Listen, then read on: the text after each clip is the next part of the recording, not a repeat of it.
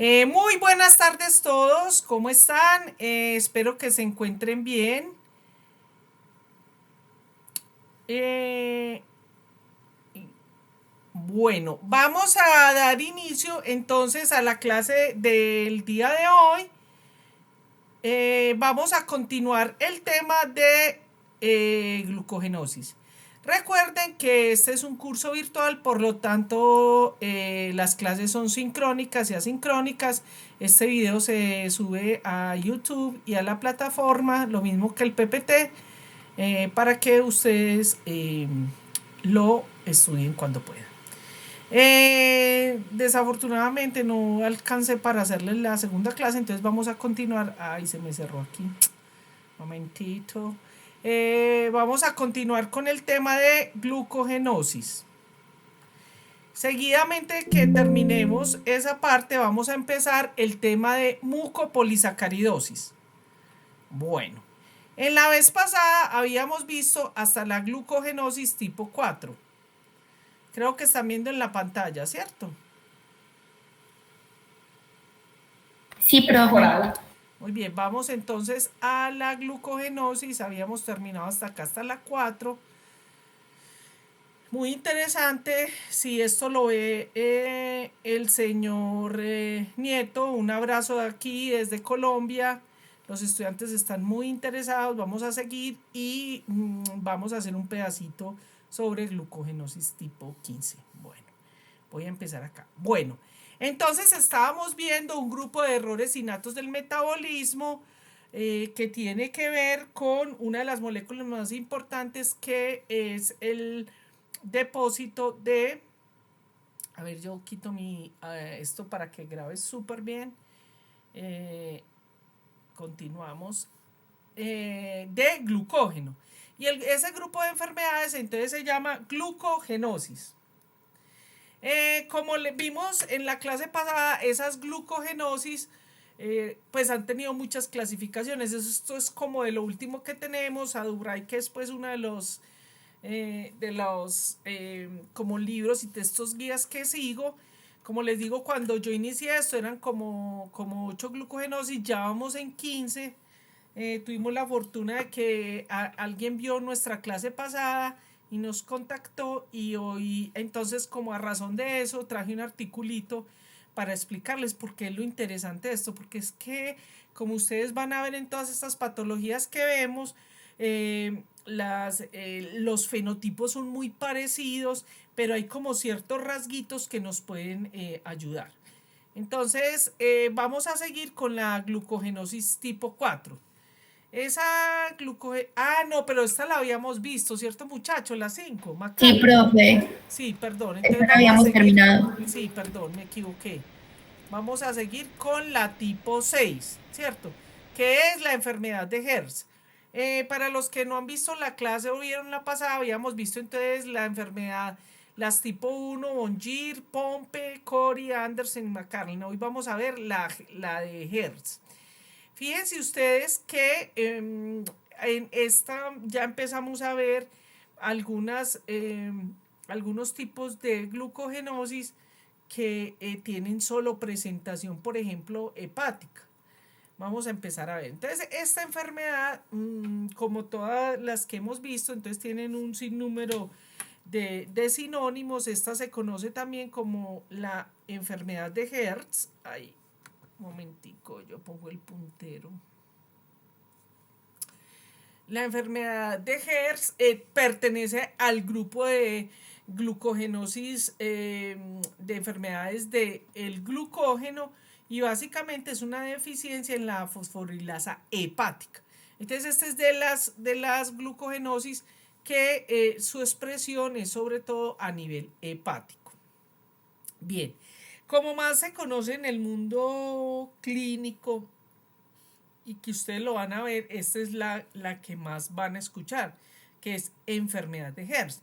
Sobre todo porque no sabemos cuáles de ustedes se van a especializar van a ser hepatólogos. Así que el que sea hepatólogo, ojalá por allá se acuerde de nosotros para tener pendiente eso. Y que en el futuro, ojalá esta enfermedad tengamos mayores avances en este tipo de enfermedades para que tengan ustedes herramientas diagnósticas que permiten ayudarle a hacer el diagnóstico a sus pacientes. Entonces, estas enfermedades, como ya hemos visto, eso depende mucho del fenotipo, ¿cierto? Hay unas y las presentaciones o formas. Cada uno como que en la medida en que va construyendo y las investigaciones y los aportes que se hagan, entonces se va como construyendo cada enfermedad.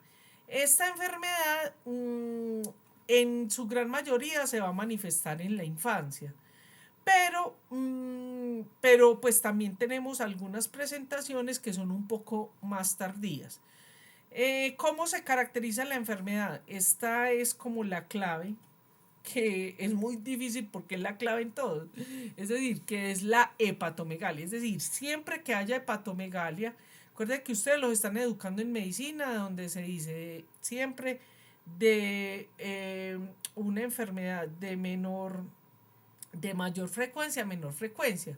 Entonces, cuando ustedes empiecen a hacer sus exámenes y no les empiece a asociar, piensen en ese grupo de enfermedades que son metabólicas, ahí está todo el grupo de los errores innatos del metabolismo, y en la medida que van encontrando cositas, eso es como una, yo siempre le digo a mis pacientes y a los que entran a las consultorías, que esto es una investigación que vamos a hacer juntos, ¿cierto? Donde yo soy como Sherlock Holmes y los otros son como los ayudantes, entre esos están los familiares, los pacientes.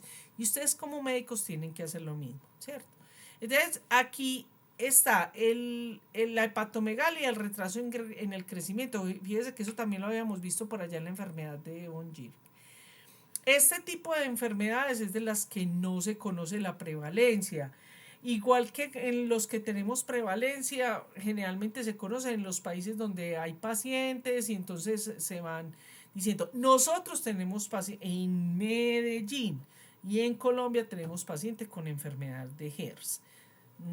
Muy importante para los que se vayan a dedicar a pediatría, porque como ya vimos, la edad de aparición es en la infancia. Entonces, y ahorita lo recordamos un poquito porque vamos a ver al final algo importante.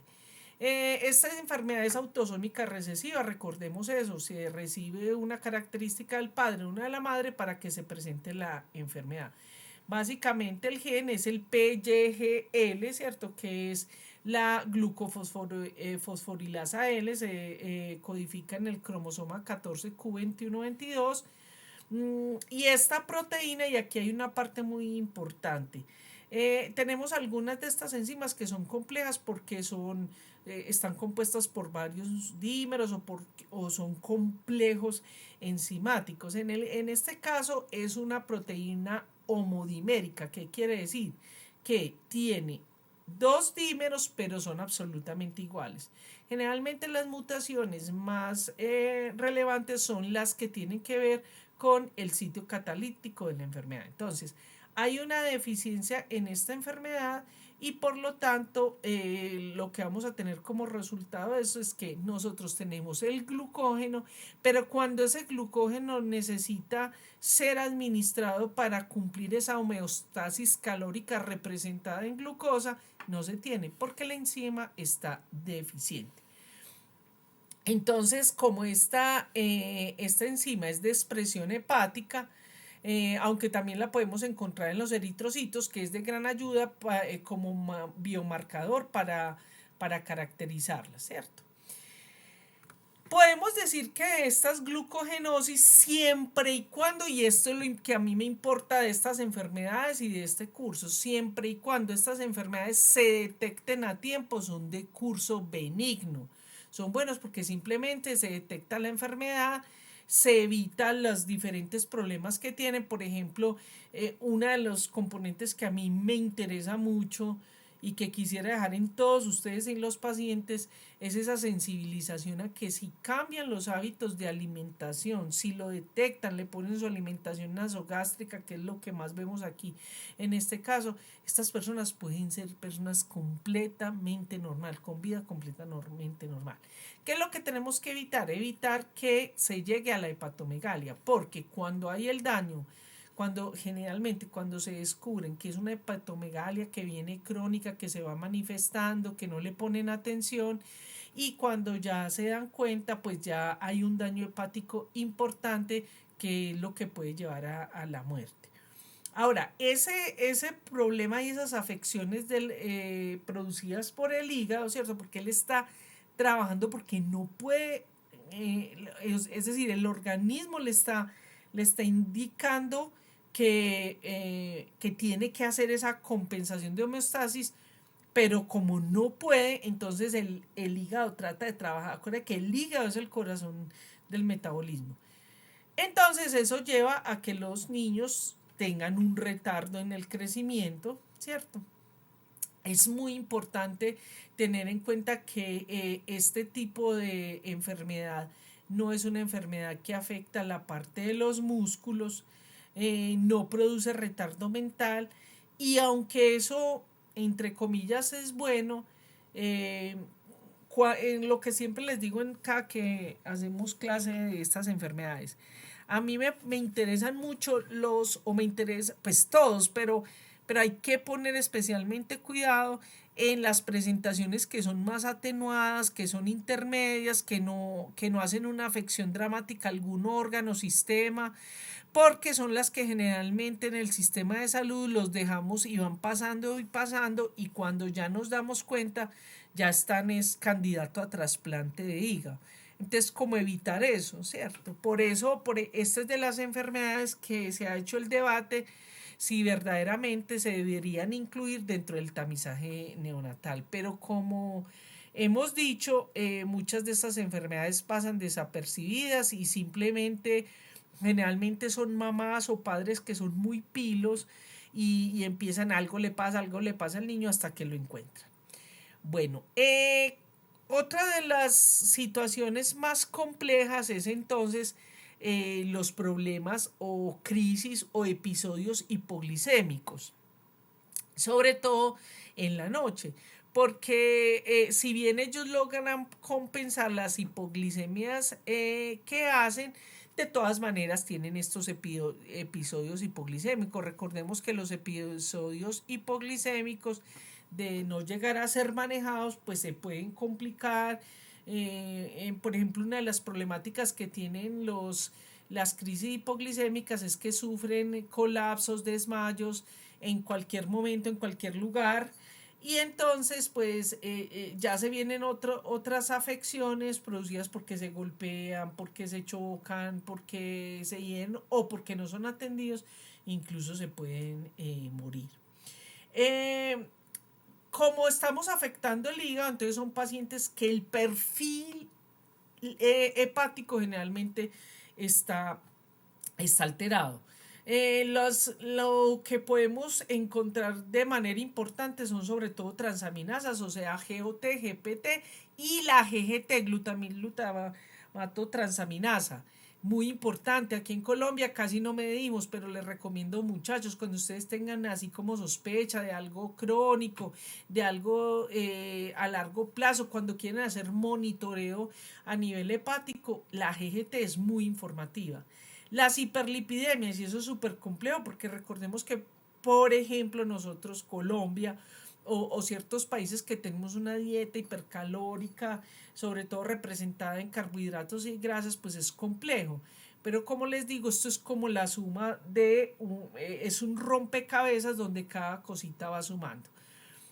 Esas transaminasas y esas hiperlipidemias, es muy importante este dato de que son moderadas y inconstantes. ¿Qué quiere decir eso? Esto quiere decir que sobre todo es cuando ellos tienen ciertos periodos o crisis de la enfermedad, o cuando están ya en procesos avanzados de la enfermedad. Este tipo de glucogenosis también se le conoce como benigna, porque muchos de estos pacientes, pues como les detectan a tiempo, entonces pueden mejorar su hepatomegalia. Sí, y de hecho hay algunos que simplemente con el crecimiento, o sea, desaparecen las manifestaciones clínicas. ¿Cómo entonces se detecta, cómo se diagnostica esta enfermedad? problemático aquí. Tenemos problemas para de la determinación del exceso de glucógeno. La determinación, ¿cómo se hace aquí en Colombia? Generalmente, como les digo, se hace por pruebas genéticas, de genética molecular, donde se encuentran deficiencia en pues en los genes implicados de cualquiera de estas glucogenosis. Pero lo ideal, y por eso, aunque no estén aquí muchachos, por favor, ustedes como médicos pidan este tipo de pruebas, que eso es lo que nos va a permitir que lo haya. Entonces la idea sería poder determinar el glucógeno. Y lo digo específicamente porque yo muchas veces le he pedido a los pacientes que les hagan determinación de glucógeno y lo que les han dicho a los pacientes es que no, aquí no hay. Pero por ejemplo en España y en países europeos y en algunos estados de los Estados Unidos, valga la redundancia, se hacen esa determinación de glucógeno. La actividad parcial pues la actividad de la fosforilasa se puede hacer por biopsia hepática. De todas maneras, ojo con eso, sobre todo se ha hecho mucha promoción en la parte de los genetistas y todo, genetistas clínicos, pues se está haciendo como toda una campaña en contra de todas, lo determinan y lo ponen como procedimientos invasivos y realmente una biopsia hepática sí es invasiva.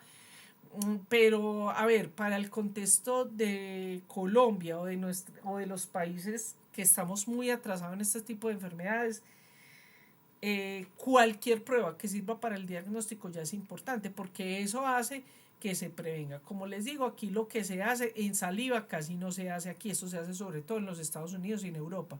Aquí en Colombia lo hacemos sobre todo en cáncer. ¿Cómo se hace el manejo y el tratamiento? Igualmente no tiene un tratamiento específico. Generalmente estos pacientes lo que se les hace es tenerle una dieta elevada en carbohidratos y comidas regulares, pero esos carbohidratos tienen que ser que sean de alto índice glicémico, de tal manera que evite la hipoglicemia, pero también que evite la producción de glucógeno, ¿cierto?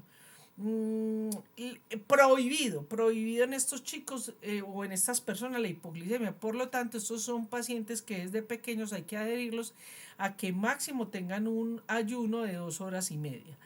Y hay que hacerle monitoreo y control cómo es el funcionamiento a nivel nocturno. Eso lo tienen que hacer entre el grupo de médicos tratantes y nutricionistas para ver qué reacción hace, sobre todo en las noches.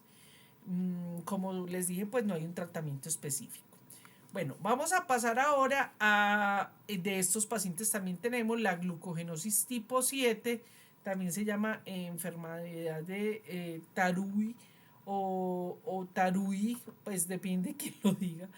Este es muscular, básicamente es una enzima, la deficiencia de la fosfofructoquinasa muscular.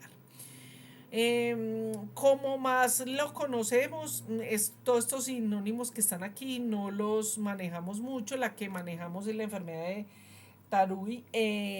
Es una de las enfermedades que se conoce como enfermedades de intolerancia al ejercicio. También podemos decir que es una enfermedad benigna. Generalmente se manifiesta en la primera infancia cuando los niños se cansan con el ejercicio o cuando tienen una actividad importante y empiezan a tener como esas manifestaciones. La prevalencia es bajita. Básicamente la afección es muscular. La enzima también se encuentra a nivel de los eritrocitos, pero no es tan dramático, se utiliza más como por el lado de biomarcador, ¿cierto? El problema más grande que tenemos es con la parte muscular. ¿Y por qué? Porque recordemos nuevamente que el glucógeno, las dos grandes tejidos que tienen depósitos de glucógeno son el hígado y el músculo. Cuando nosotros tenemos una actividad importante y gastamos esa energía con todos los mecanismos que la célula muscular tiene para mantener esa homeostasis energética, entonces el glucógeno es muy buena fuente. Pero fíjese que solo conocer esto ya nos dice que es una enfermedad que si uno la conoce y la detecta a tiempo puede ser de muy buen pronóstico. Como les dije, la edad de aparición, o sea, es muy variable. ¿Por qué generalmente en la infancia? Pues porque los niños se mueven, se corren, brincan, bueno, el desarrollo normal de un niño es la actividad. Entonces son niños que tienen como esa intolerancia, que se cansan muy rápido y eso se lo refieren sobre todo en los colegios a los padres o los padres empiezan a consultar porque ven que lo que refieren los padres es que el niño es muy flojo. O son adolescentes que generalmente, como ya lo habíamos visto en otras glucogenosis, pierden deporte. ¿Por qué? Porque lo hacen, se cansan, se desmayan, ¿cierto? O cuando tienen ya contracturas porque hacen un esfuerzo importante. Algunos de estos pacientes que he tenido la oportunidad de conocer generalmente son chicos que empiezan a querer ser músculos, chicas que quieren ser musculosos y empiezan a hacer actividad en el gimnasio o a practicar un deporte y ahí empiezan a tener los padecimientos. En la edad adulta realmente es poco frecuente porque como les digo, la mayoría de personas pues tienen en la adultez a hacer, hoy en día no, pero antes, o sea, como de mi generación un poquito para atrás, en la de ustedes es un poquito diferente. Hoy en día ustedes tienen mayores oportunidades de hacer actividades de muchos tipos artísticas, como por ejemplo danzas o deportes. Eh, pero en la edad adulta, por las rutinas diarias de la vida de las personas, entonces tienden a un sedentarismo, entonces a veces no se logran ver. Eso también va a depender mucho de las mutaciones. Es una enfermedad autosómica recesiva, existen variantes genéticas, no se conoce muy claramente cuáles son las variantes genéticas. El gen se llama PFK, ¿cierto? Que es la fosfoquinasa muscular, se codifica en el cromosoma 12Q. Básicamente aquí esto es importante porque en muchos países, y esto lo vemos más adelante, como la deficiencia es de la enzima muscular, entonces el diagnóstico se hace a través de biopsia muscular o por glóbulos rojos. Se sabe que hay otras isoenzimas, como lo vimos anteriormente, pero cada una de esas isoenzimas está para cada tejido y eso es lo que hace importante. Ojo con este punto que es muy importante y que yo les hago mucha énfasis en todas las enfermedades que vamos viendo, porque aunque estas enfermedades son monogénicas, ¿qué quiere decir? Que solo hay un gen implicado en la enfermedad, ¿cierto? En este caso es para el gen PFKM. Pero ¿qué sucede? Que dependiendo aunque es autosómica recesiva, es decir, que puede ser o del padre o de la madre, ¿cierto? O no, se debe recibir el gen del padre y de la madre, pero eso que se reciben de los padres pueden ser en forma homocigota o heterocigota. ¿Qué quiere decir? Homocigota es que la misma variante está en el papá y la misma en la mamá. Entonces el chico va a tener un genotipo homocigoto. Pero hay unos que en su gran mayoría, y pasa mucho en Colombia, son heterocigotos. ¿Qué quiere decir? Que el padre tiene una variante y la madre tiene una variante. Entonces salen como heterocigotos. Y se ha visto que estos heterocigotos son sintomáticos. ¿Qué quiere decir sintomático? Que son muchachos no es tan fuerte y tan insidioso como los que son homocigotos y que por ejemplo en este tipo de enfermedad se conoce como pseudodominancia. En otras enfermedades, como vamos a ver más adelante, entonces se llama pseudodeficiencia, pseudocrisis. Es muy ambiguo en la literatura, pero es importante que ustedes conozcan, hay que estar pendiente. Muy seguramente que si aquí van a ver pediatras o hepatólogos que se dediquen a estas enfermedades, pues van a ir conociendo esto. Yo porque me mantengo pues como en esto y para preparar la clase para ustedes, ¿cierto? Pero realmente casi que uno se tendría que dedicar específicamente a una de estas enfermedades para saber mucho, como en el caso mío, de todas las enfermedades que yo les doy, la que más leo, sé y tengo pacientes es porfiria. De estos no tengo tantos. Estas fotos las traigo porque son una clásica sobre las glucogenosis en general, y es porque entonces estos niños, y hablo sobre todo de los niños, porque los niños lo que se les conoce o el signo clínico que ustedes van a referir en la historia clínica es la intolerancia al ejercicio muscular. ¿Y cómo denominamos esa intolerancia al ejercicio muscular? Porque son personas que más o menos a los 5 o 10 minutos de tener una actividad sufren esto que ya lo habíamos visto en otra glucogenosis que se llama el segundo aliento. Es decir, que la persona tiene un cansancio como si hubiera hecho una maratón.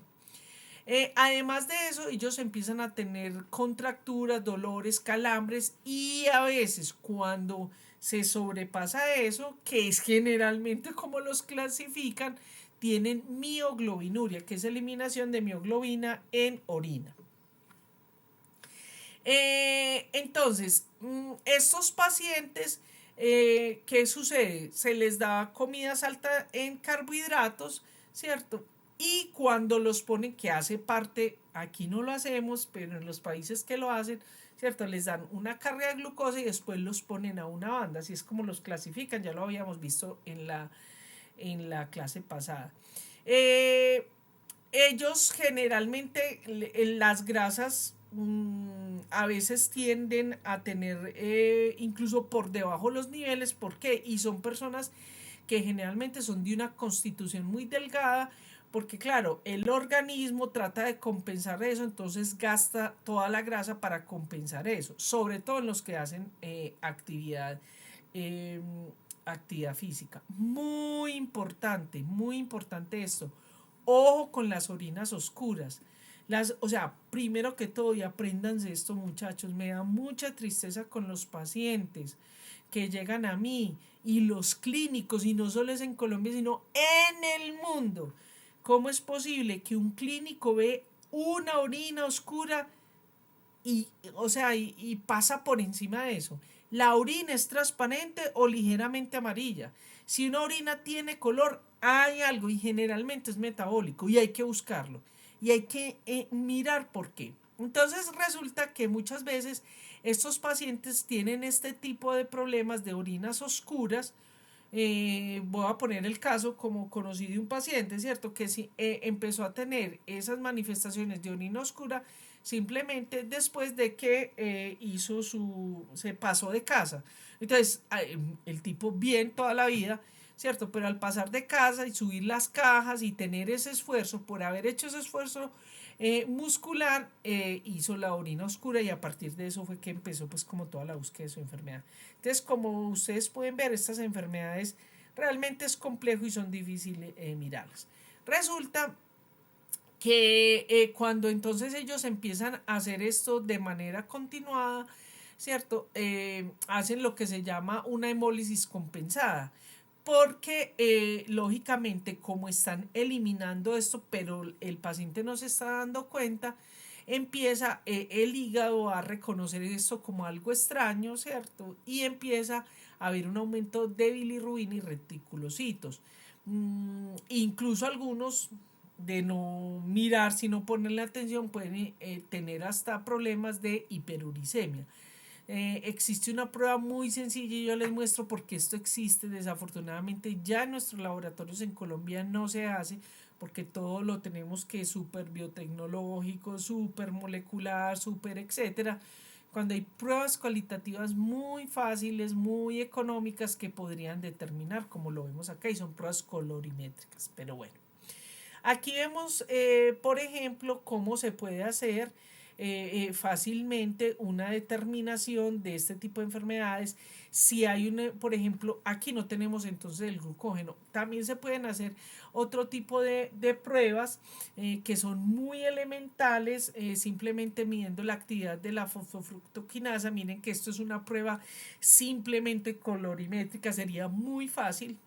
Generalmente lo que se hace es la biopsia muscular, como les había indicado. El problema recuerden, con la biopsia muscular, dependiendo lo que se vaya a hacer. Si la biopsia es para la actividad muscular, no es tan problemático lo que es la parte de la cadena en frío, pero cuando se va a utilizar la biopsia muscular como determinante para medición, actividad o histopatología relacionada con glucógeno, pues si no se tiene una buena cadena de frío, vamos a tener un falso negativo. Estos pacientes, como les digo, pueden tener mioglobinuria, incluso pueden ir hasta la rhabdomiolisis. Este tipo, la orina puede tornarse desde café oscura hasta color Coca-Cola. Entonces puede ser muy sospechoso de eso. ¿Cuál es el tratamiento y manejo? Igual que las que hemos visto, no hay un tratamiento específico. ¿Qué es lo que hay que mirar? Sí hay que detectar, diagnosticar el paciente y ya entonces se hace con el grupo disciplinario, con el fisioterapeuta, con el nutricionista, ¿cierto? ¿Cuál es el ejercicio que el individuo puede tolerar que no lo lleve a una crisis donde haga una mioglobinuria o una rhabdomiolisis? Eso es como lo más importante. Aquí viene el punto de la medicina de precisión. Esto de la medicina de precisión o medicina personalizada para pacientes con enfermedades huérfanas o errores innatos del metabolismo va a ser súper útil. Lástima que yo me voy a morir y no voy a poder mirar eso. ¿Por qué? Porque cada individuo hay que caracterizarlo para ver qué puede tolerar él. Fíjense que en estos pacientes es muy importante tener un control de la ingesta de carbohidratos, porque esos carbohidratos lo que van a hacer es que van a promover la producción de glucógeno, y como tienen problema para sacar el glucógeno, entonces pues o sea, se va a compensar por otro lado. Entonces, ahí es muy importante la dieta. Las dietas deben ser ricas en proteínas. Aquí no está, pero lo he leído en otros artículos, y en grasas. Pero esas grasas tienen que hacerse compensadas y mirar de acuerdo a la constitución del paciente, de tal manera que las grasas, ¿cierto?, después no se vayan a convertir en otro problema de depósitos de grasa. Bueno, que hay que tener mucho cuidado con la parte de la mioglobinuria, de la rhabdomiolisis, porque el exceso de esto puede llevar a una insuficiencia renal. Bueno, vamos a pasar a otro grupo de enfermedades, que son las glucogenosis tipo 9. Estas glucogenosis tipo 9 también se conoce como deficiencia de la fosforilasa quinasa. Aquí quiero resaltar algo. Esta es de las enfermedades, si ustedes ven estas tablitas, ay, claro que aquí no me salió cortadita la tabla, pero no importa. Ustedes la tienen ahí en las otras diapositivas. Porque hay unas que todavía no es muy claro, hasta el día de hoy no sabemos muy claramente.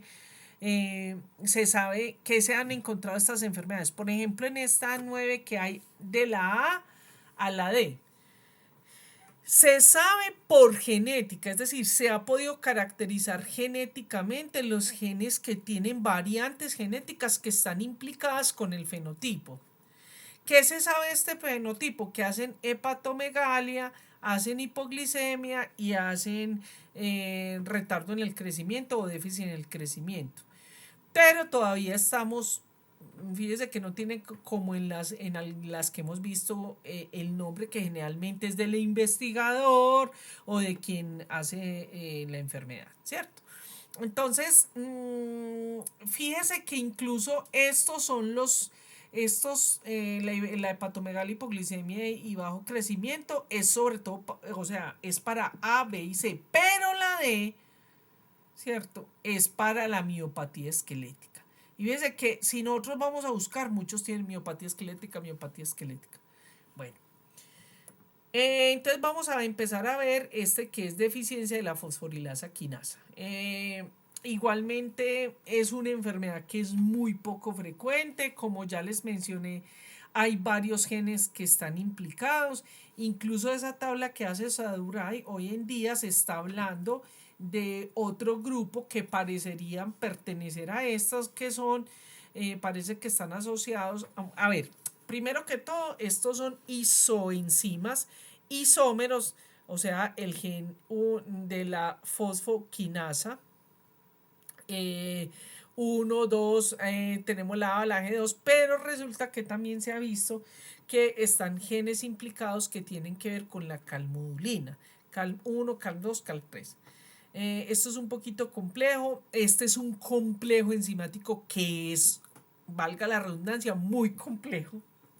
Y entonces, pues por eso apenas estamos como caracterizando esto, ¿cierto? Las manifestaciones clínicas en general de esta enfermedad, como les digo, los tres grandes cosas entonces son la hepatomegalia, la hipoglicemia y el retardo en el crecimiento. Pero ojo, como estas enfermedades no se miran a tiempo, no se diagnostican adecuadamente, generalmente estos pacientes desarrollan una enfermedad hepática crónica. Por eso, muchachos, muy importante, yo quisiera metérmeles allá dentro de ese cerebro y nadar en esos cerebros maravillosos de ustedes para acordarles, recuérdenme, por favor. Porque cuando usted empieza a tener un paciente que tiene una enfermedad hepática crónica y con ciertas cosas, por eso siempre se acuerda y se los pregunté en el examen. Acuerda que el cuarto examen es acumulativo. Es acumulativo porque les pregunto aplicaciones del diagnóstico, de la terapia, pero relacionadas con las enfermedades que vemos. Entonces, primero que todo, tienen que pensar que los pacientes no solamente son resultados de laboratorio o paraclínicos. Si usted tiene un paciente que tiene hepatomegalia cuando usted lo palpa, pero si además le hace una imaginología, llámese ecografía, resonancia magnética nuclear, un TAC, que es tomografía axial computarizada, ¿cierto? Y usted ve que ese hígado está grande, pero además tiene unas manifestaciones porque el paciente le dice que está orinando oscuro o que tiene intolerancia en el ejercicio, pues las cosas que hemos visto. Pero además si usted lo ve por el percentil, usted ve que más o menos los papás y los hermanos son altos, pero él está como retardadito, es decir, está por debajo del percentil que debería. Hombre, hay que pensar que puede ser una de estas enfermedades. Ustedes no van a diagnosticar todo en la primera consulta, pero si ustedes a través de este curso se sensibilizan de que puedan pensar de que esta enfermedad existe, va a ser muy importante para que este paciente no se deteriore. Otra de las problemáticas a las que lleva esto, ¿cierto? Del retardo y crecimiento, es que ese problema de hipoglicemia y hepato, como los niños están en crecimiento y desarrollo, pueden llevar a que no haya un adecuado desarrollo motor y mental. Ojo con eso. Cuando ya más avanzada en los primeros inicios de la enfermedad no se va a tener todas estas manifestaciones que estamos viendo acá, o sea, la hipercolesterolemia, hipertrigliceridemia, o sea, el aumento de colesterol, el aumento de triglicéridos, el aumento de cuerpos cetónicos, eso no se va a ver al principio. ¿Qué se puede ver a veces al principio en los niños sobre todo, es la intolerancia al ejercicio o la intolerancia del ejercicio o una actividad física fuerte, prolongada. Me explico. Era un estudiante universitario toda la vida súper bien. Claro que él venía mal, pero nadie lo había detectado, ¿cierto? Y resulta que se fue a hacer una caminata o se fue a hacer la mocha o cualquiera de las cosas que hacen en la facultad y ahí empezó todo, ¿cierto? O sea, le empezó a dar mialgias, entonces se va por médico y le dice, no, usted tiene fibromialgia y todo así, ¿no? Y resulta que es que él tiene atrás de eso y empieza ya la mioglobinuria, ¿cierto? La rhabdomiolisis y ahí es donde se empeoran los cuadros. Como ellos empiezan a tener una debilidad muscular, entonces empiezan a tener ese decaimiento. ¿Cómo se diagnostica esto? Muchachos, eso es imposible. Imposible que cuando usted vea un paciente de esto, usted diga, tiene una enfermedad de estas. ¿Qué hay que hacerle? Hay que hacerle biopsia muscular, biopsia hepática y pruebas genéticas. ¿Qué se hace en Colombia? Generalmente son las pruebas moleculares. ¿Qué sería lo ideal? Hacer un barrido, es decir, hacer que hubiera, hoy en día hay algunos laboratorios que ya lo ofrecen, que hacen paneles para enfermedades, para errores innatos del metabolismo, para enfermedades huérfanas. ¿Cuál es el problema para Colombia? Que nuestras mutaciones no se conocen. Entonces, por eso tiene que ser usted muy buen médico, estar con sus colegas, con sus compañeros, con sus diferentes especialidades para que analicen y puedan manejar el paciente. ¿Cuál es el manejo de estos pacientes? Y mire qué tan bonito eso, qué es lo que me gusta a mí. Si se diagnostica ese paciente rápidamente, hay que quitarle las hipoglicemias. ¿Y cuándo tenemos hipoglicemias? Cuando dejamos muchas horas de comer o la hipoglicemia más normal que hacemos, que es en la noche. Entonces simplemente una vez se diagnostique, pues se repara eso. ¿Y eso cómo se hace? La alimentación enteral, en este caso los carbohidratos sí tienen que ser altos y aquí es donde se da el almidón crudo y fraccionado. ¿Por qué? Porque acuérdense que el almidón son grandes cadenas de glucosa, entonces se utiliza toda la batería de enzimas para ir sacando glucosas e irlas dando a esa homeostasis calórica representada en glucosa. Generalmente estos pacientes simplemente se ponen su sondita nocturna, ellos aprenden, se la meten y ya hay unas bombitas, ¿cierto? O ellos saben y ponen su relojito y se le inyectan con una jeringuita. Si es una persona que no, la EPS no le da la bombita, pues bueno. Vamos a pasar ahora a otra enfermedad, me importa mucho, la tenemos muchos, está dentro de los paneles moleculares. Y es de las glucogenosis y de los pocos errores innatos del metabolismo que vamos a ver que no tiene que ver con una enzima, sino que son ese gen que es el SLC2A1. ¿Se acuerda que ya habíamos visto otro por acá que era el de en la glucogenosis tipo 1? Es un transportador y es el gen que expresa el GLUT2. ¿Cierto? Y acuérdese dónde está ese GLUT2. Entonces, ese es lo que se llama el síndrome de Fanconi-Bickel. Ese síndrome de Fanconi lo vamos a volver a nombrar por ahí. Resulta que este transportador es un transportador, recuerden que los GLUT son transportadores de glucosa. La glucosa puede pasar libremente por ese transportador, no pasa libremente cuando es fosforilada por la dexoquinasa, ¿cierto? Pero entonces eso tiene muchas implicaciones, como vamos a ver ya. ¿Qué pasa? Esta enfermedad generalmente en el mundo clínico se conoce como la enfermedad de Fanconi o Fanconi-Bickel, ¿cierto? Es una enfermedad que tiene que ver con el depósito de glucógeno, pero el problema ahí es por el transportador, ¿cierto? El GLUT2. Entonces, ¿qué sucede? Que ese GLUT2 no solamente tenemos expresión en el hígado, sino que ese transportador está también en el riñón. Eso es muy muy, pero muy importante para la fisiología y la homeostasis de la glucosa en nosotros normalmente. Imagínense, es tan importante este transportador que miren lo devastador que puede provocar. Entonces, ¿qué sucede? Que uno de los problemas más graves, esta enfermedad es hepática y renal. Se conoce también como una enfermedad hepatorrenal. Pero el problema y la afección más grande es sobre todo disfunción del túbulo renal. De hecho, en la clase que hay ahí en las que dio que vamos a ver si el profesor la alcanza, no sabemos, el profesor Burgos, ustedes saben que están en un proceso de búsqueda de una patología, entonces él está en exámenes y eso, pero si no, yo les recomiendo que se lo vean. De pronto no la incluimos dentro del tema, pero se la recomiendo porque es buenísima sobre las enfermedades renales, las acidosis renales tubulares y todo eso. Entonces ahí se habla un poquito de eso. Pero entonces este GLUT, ¿cierto? Lógicamente, como tiene esa problemática, afecta mucho la parte renal. Y además de eso, pues lógicamente con el metabolismo de glucosa y galactosa.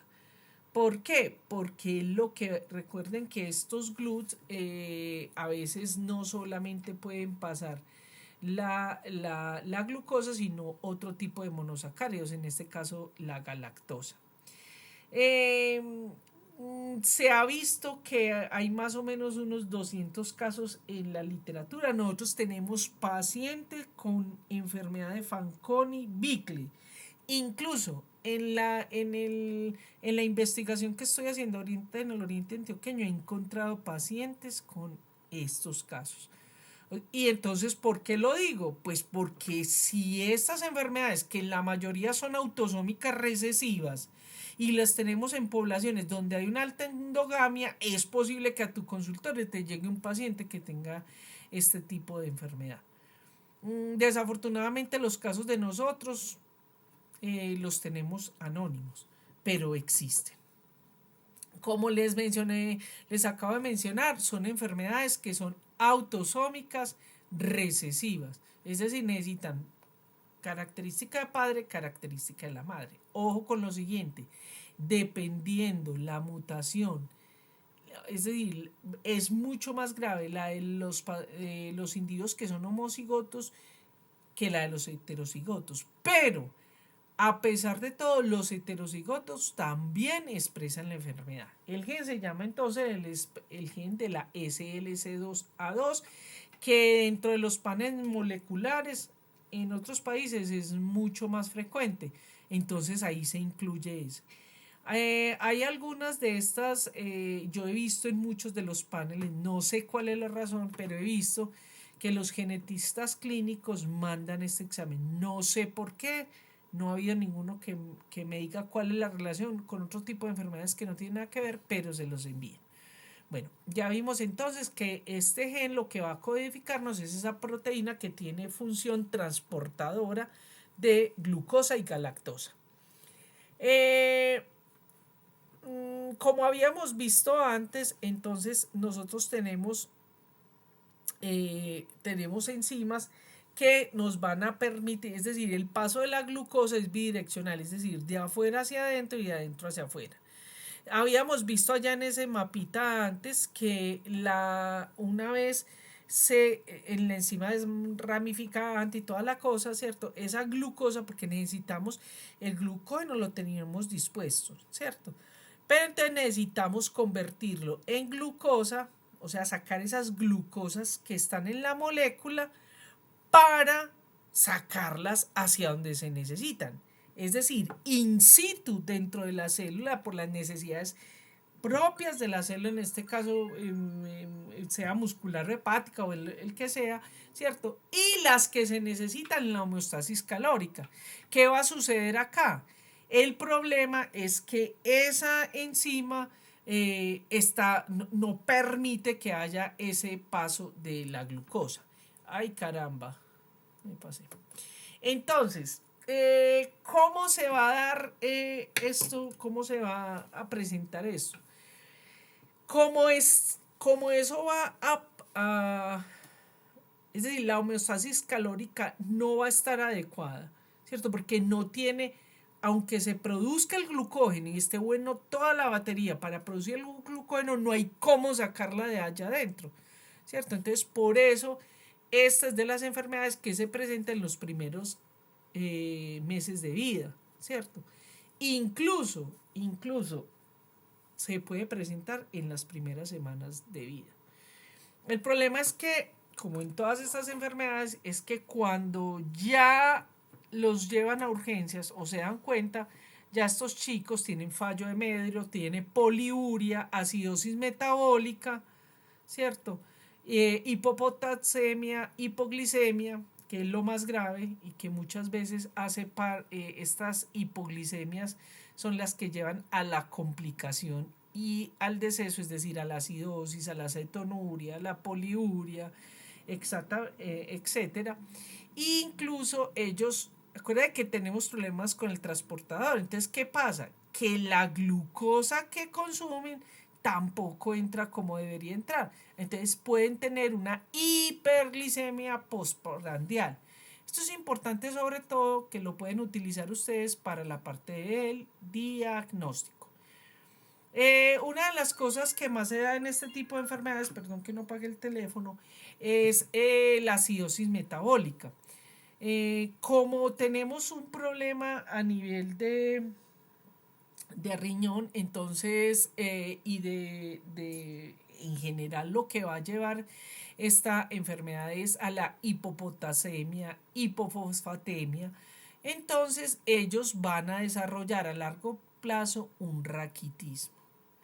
Y ese raquitismo, lógicamente, pues es debido a esa disfunción grave del túbulo renal proximal. El retraso en el crecimiento está dado básicamente por por la parte de la función hepática.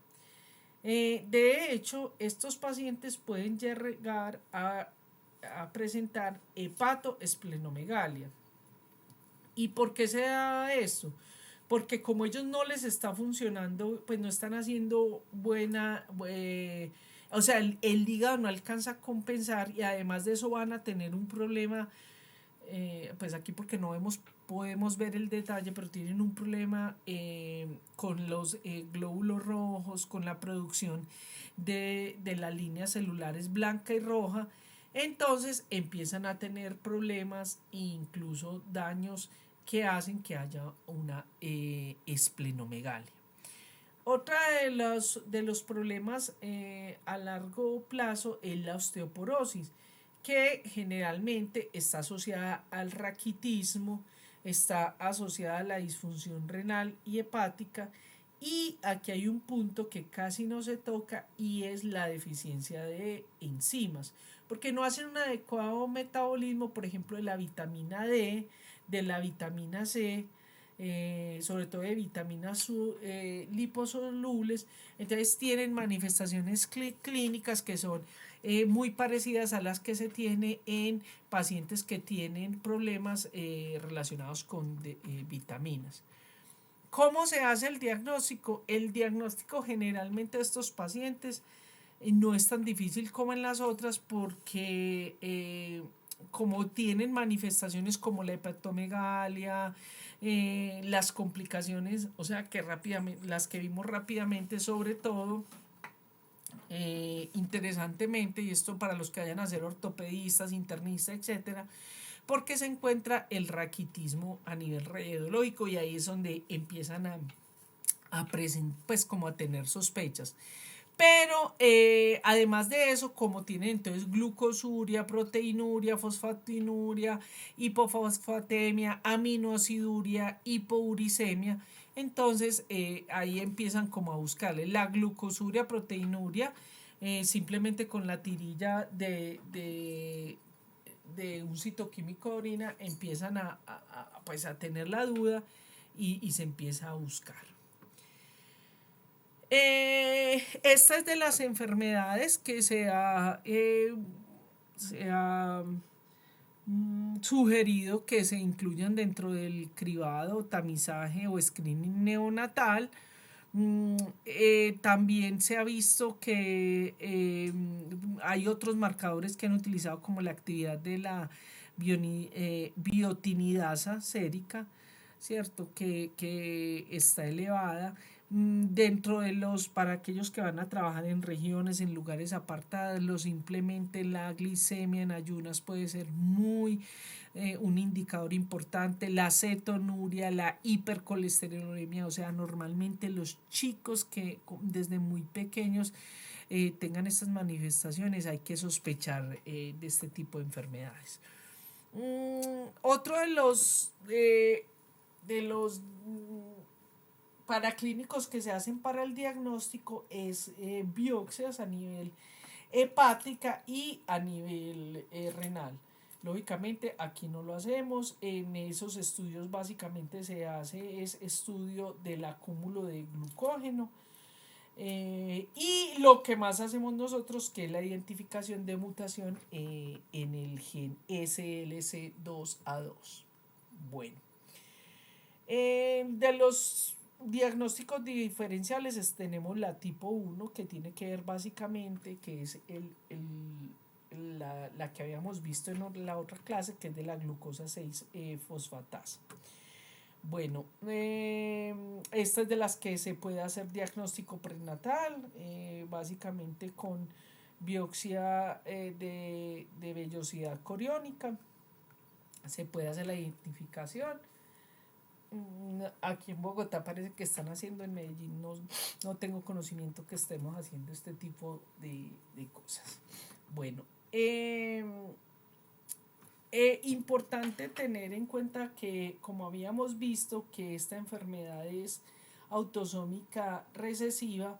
Traigo esto porque recuerdan lo que vimos en el taller de genética.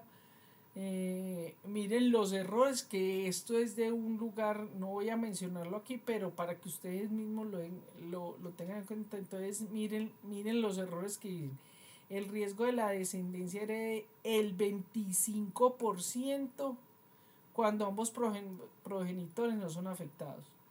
O sea, ojo muchachos con eso, recuerden que eso depende del genotipo, ¿cierto? Del genotipo de los padres, y no es el 25% de la descendencia, sino por cada embarazo. Eso lo traje a propósito de eso. No hay un tratamiento específico. Básicamente lo que tienen que estarle midiendo a estos chicos es el control de la función renal.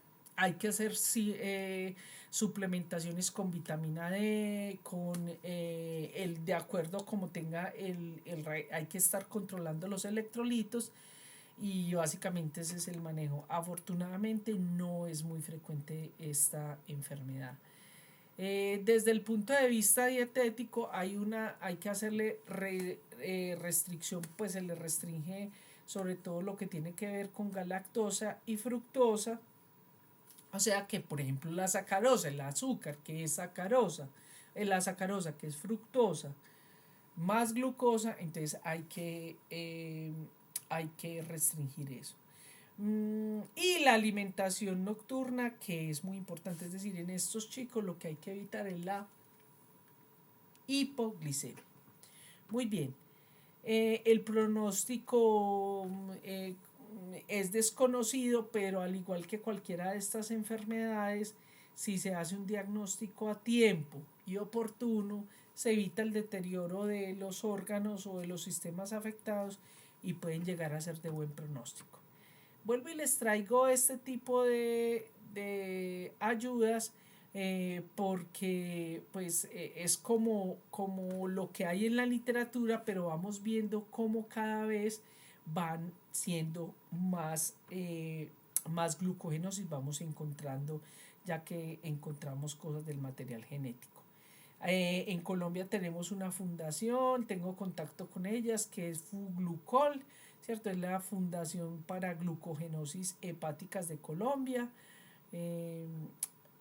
Hay que apoyarlos, ustedes como futuros médicos, apoyar estas instituciones que son importantes. Y por último, quería mostrarles que lo preparé para la clase de hoy. Ya vamos a hacer un descansito, chicos, listo. Quería mostrarles esto. Ay, no puede ser. Ay, es que se me fue con... Esperen. No, vamos a hacer el descansito porque... A ver, ¿dónde tengo? A ver si tengo por aquí el artículo. Vamos a hacer el descansito ya si les parece. Vemos la parte de la glucogenosis tipo 15, el articulito que bajé porque no hice presentación, sino que quiero mostrarles algo muy importante y luego empezamos con lo de glucogenosis. ¿Les parece bien? Sí, señora. Listo, profe. Sí, 10 profe. minuticos a las 6:20, ¿vale?